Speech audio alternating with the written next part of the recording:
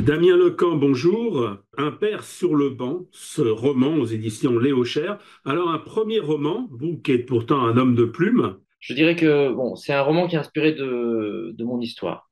Mais cette histoire, elle s'est produite il y a quelques années maintenant. Et je pense que j'avais besoin de recul pour pouvoir la raconter.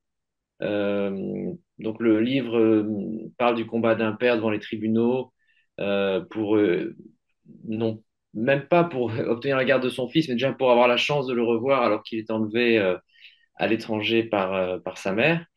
Et je pense qu'au plus fort de la séparation et au plus fort du conflit juridique, en l'occurrence, je n'aurais certainement pas eu l'idée ou la force d'écrire ce livre. Donc déjà, j'avais besoin de recul pour le faire. Plusieurs années ont passé et je suis alors, en paix avec cette histoire. J'ai parlé du sujet à certaines personnes qui gravitent un petit peu dans le monde de l'édition et qui m'ont dit que ça pourrait intéresser son lectorat. Je ne sais pas si j'aurais eu le courage de prendre un an pour écrire un livre sans avoir pas un minimum de garantie. Non, j'ai quand même dû faire comme n'importe quel auteur, envoyer mon manuscrit et espérer obtenir un retour, évidemment, dans l'angoisse. Mais disons que des gens du métier m'ont dit oui, ça peut rencontrer son public, ça peut être intéressant, et ces encouragements-là m'ont quand même aidé aussi à me lancer. À travers Dorian, qui est le papa de Gabriel, et puis sa maman aussi, Constance. Donc, ils sont séparés, et ce petit bout de chou qui a 3 ans fait l'objet des convoitises, autant de l'un que de l'autre. Et c'est vrai que la maman fait une sorte allez, on va dire un enlèvement, alors qu'elle va essayer de dire consenti par le père. Mais c'est quand même un peu un coup de force, hein. Oui, elle se passe du consentement du père. Donc, le père et la mère dans le livre vivaient ensemble, 4 ans de vie commune, de façon assez classique. L'histoire d'amour se termine. La mère, la compagne déjà décide de mettre un terme à cette relation. Et en fait, elle décide de repartir vivre en Suisse, où certainement la vie est plus commode, plus facile pour elle. On apprend dans le livre qu'après, elle a une opportunité professionnelle aussi en Suisse. Simplement, on se pose la question de l'enfant. Lui, il n'a pas vocation à vivre dans un train entre Paris et Lausanne. Où doit-il vivre? Il a toujours vécu en France. Sa résidence habituelle, c'est le terme qui est utilisé dans les textes juridiques. La résidence habituelle de l'enfant est en France. Mais la mère, se passant de l'accord du père, va organiser toute la vie de l'enfant en Suisse et de façon aussi à se prévaloir de ça devant les tribunaux suisses. Et progressivement, elle ne va plus rendre l'enfant au père, alors même qu'ils se sont, on va dire, tapés dans la main pour aboutir à un accord, certes un peu bancal, une espèce de garde alternée artisanale, en attendant l'intervention d'un juge. Et le juge, d'ailleurs, qui doit intervenir, est normalement le juge français, comme l'enfant vivait en France, et la mère va aussi organiser les choses pour que ce soit le juge suisse qui puisse être compétent en l'espèce. Alors effectivement, on va dire deux salles, deux ambiances, hein, parce qu'il y a la Suisse, la justice suisse, et puis la justice française. J'ai sondé différentes avocates, soit celles qui m'ont défendu au cœur de cette histoire, soit des avocates que j'ai consultées comme ça euh, pour, euh, pour nourrir mon roman. Et elles me disent que dans 90% des cas, lorsque deux parents se disputent la garde, donc il n'y a pas d'entente sur une garde alternée, parce qu'elle est impossible, parce qu'il y a une distance ou autre, on va dire que la garde, lorsque c'est un enfant en bas âge qui est en jeu, revient à la mère. Et je pense que les juges, avant tout, en tout cas c'est mon expérience et c'est l'expérience que j'essaie de retranscrire dans le roman, sont assez pragmatiques. C'est-à-dire qu'elles vont regarder de façon objective qui gagne quoi, qui fait quoi comme métier, qui offre les meilleures conditions d'accueil de l'enfant, qui a le planning le plus souple pour pouvoir l'accompagner aux activités extrascolaires, aller chercher à l'école, etc. Et je crois vraiment, hein, j'ose l'espérer, que si le père est le parent le plus à même de remplir tous ces critères, alors il pourra avoir la garde. Dans le livre, la mère met de la mauvaise volonté, évidemment, elle multiplie les non-présentations d'enfants, et puis également se pose une question juridique dans le livre et celle de la territorialité de la justice, également de l'enlèvement international d'enfants. C'est ainsi que la Convention de la Haye nomme ce dont se rend coupable la mère dans le livre. Et donc, déjà, la juge, rien qu'en tranchant la question de droit, en reconnaissant qu'il y a un enlèvement international d'enfants, on parle aussi de déplacement illicite de domicile, forcément plombe un petit peu le dossier de la mère. Mais je ne vais pas en dire plus pour ne pas spoiler le livre, surtout qu'il y a des rebondissements et que tout n'est pas aussi simple et limpide que ça. Deux temps, il y a le temps de la vie, du quotidien, la patience de serrer son enfant dans les bras, de le revoir, de l'embrasser. Et puis il y a le temps de la justice avec des délais qui semblent complètement fous, complètement hors je dirais, de toute pensée saine pour le bien psychologique, que ce soit celui des parents ou que ce soit celui de l'enfant. Oui, c'est ce que dit l'avocate au narrateur. Le temps de la justice n'est pas celui des justiciables. Pour lui, il y a une urgence, c'est-à-dire que lui, euh, rate les sourires. Enfin, quand on a la chance d'avoir un enfant de 2 3 ans, on sait à quel point chaque jour offre son lot de nouveautés. Il y a des nouveaux mots, des sourires, des attitudes. C'est tellement enrichissant que se voir privé de son enfant, pour ce père, c'est quelque chose d'épouvantable. Il y a cette scène où il visite la chambre vide de son fils et il ne le supporte pas.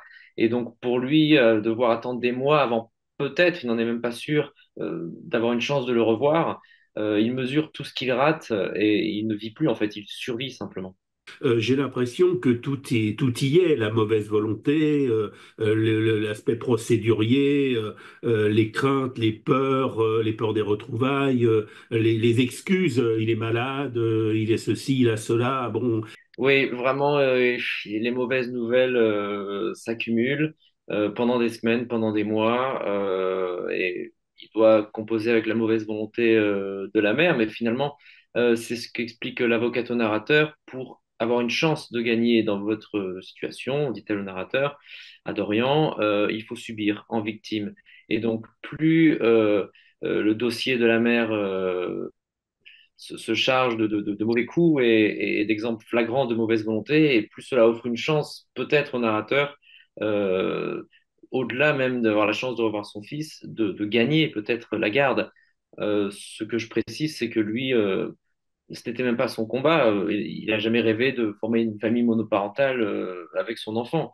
Lui, simplement, se dit qu'il n'a pas le choix. C'est que soit il se bat donc pour obtenir la garde, vu que la garde alternée ne va pas être possible. les personnages, que ce soit Dorian, que ce soit Constance, que ce soit même le petit Gabi, parce que finalement, ce petit bonhomme de 3 ans, il dit pas grand-chose, mais sa présence est quand même très. Il est là, il existe par plein de choses, par je dirais, des mimiques, par des sourires, par des moments de bonheur. Et il est hyper présent. Et puis, il y a les personnages de la justice. Alors, beaucoup de femmes, finalement, dont l'avocate, d'ailleurs, qui est quand même bien haute en couleur, hein, comme personnage, Maître Le Gall. Bon, là, c'est vraiment mon expérience que j'ai retranscrite dans le livre, à savoir que je n'ai rencontré que des femmes dans le milieu, en tout cas des affaires familiales. Le narrateur tient absolument à être défendu par une femme pour ne pas donner l'image d'un combat homme contre femme, sachant que son ex-compagne est défendue également par une femme. En revanche, du côté des juges, je crois qu'il n'y a quasiment pas d'hommes, en tout cas en matière familiale. L'écrasante majorité des diplômés sont des femmes.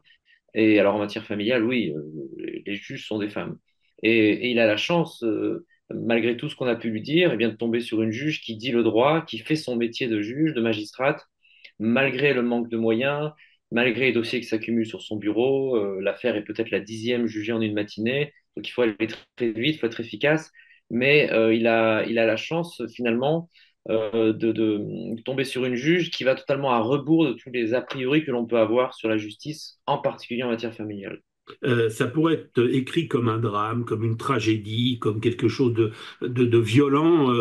Mais non, sous votre plume, c'est presque, je ne veux pas dire drôle, mais souvent il y a des petits clins d'œil, des petits traits d'humour. Je pense par exemple avec le beau-père qui demande la météo. Tiens, là encore, les météorologues et les gilopétrés qui ressortent. Il y a plein de petits traits d'humour. Alors, c'est pas forcément étonnant, vous connaissant un peu, sachant que c'est votre veine littéraire à la base, mais vous sombrez jamais dans le pathétique, je dirais, dans le pessimisme, en fait. Il y a toujours quelque chose qui rebondit et qui prête un petit peu à sourire.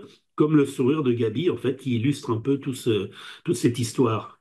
Oui, c'est une façon assez naturelle pour moi de raconter les choses, et puis je pense que c'était la meilleure façon de raconter les choses, celle qui me correspond le plus et qui n'est pas plombante ni pour moi ni pour le lecteur. J'ai pris du plaisir à l'écrire et donc j'espère que ça se ressent évidemment à la lecture. Il y a tellement de témoignages qui sombrent dans le pathétique ou qui vont être impudique. Je pense que l'humour et le recul du narrateur permettent aussi de garder une certaine pudeur sur ce sujet-là. En fait, euh, ce qui a animé l'écriture du livre, c'est que je me suis fixé très vite comme objectif de parler de l'amour paternel. C'était vraiment le thème que je voulais faire ressortir. Donc, j'ai dû faire des choix avant d'amorcer l'écriture du livre.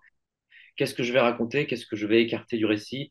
Et ce que j'ai écarté du récit, finalement, c'est ce qui venait desservir le choix de mon thème, l'amour paternel. Et le récit aurait pu alors basculer dans une espèce d'inventaire de faits divers et de coups bas, de règlements de compte entre les parents. Et je ne voulais vraiment pas quelque chose comme ça.